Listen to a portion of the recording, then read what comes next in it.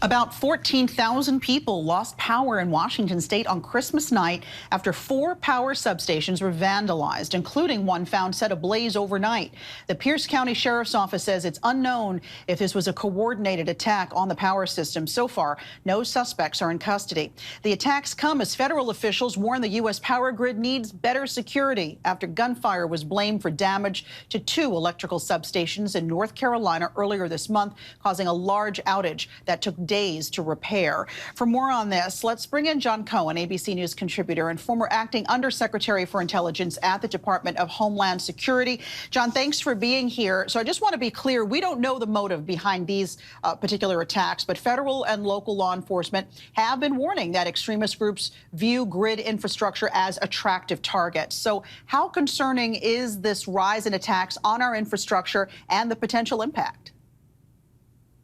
Yeah, hey, Alexis. The fact that the Department of Homeland Security issued an advisory under its National Terrorism Advisory System is a good illustration of the concern that security and law enforcement officials have.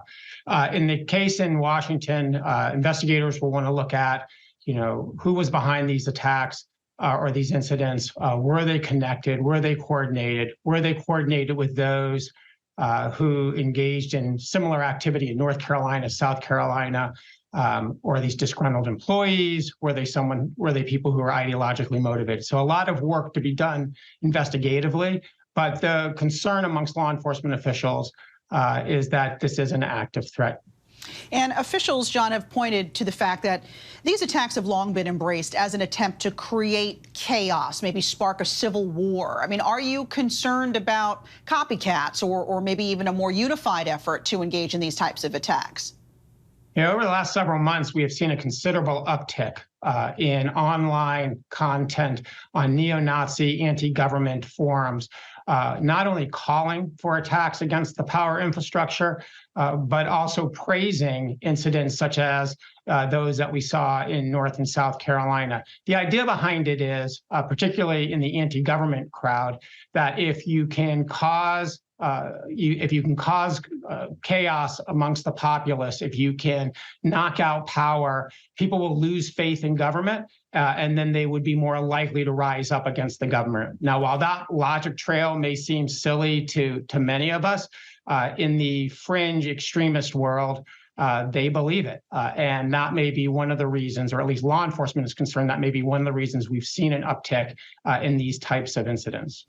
How vulnerable are these infrastructure targets? I mean, I think we're seeing it play out. And what more needs to be done to prevent future attacks?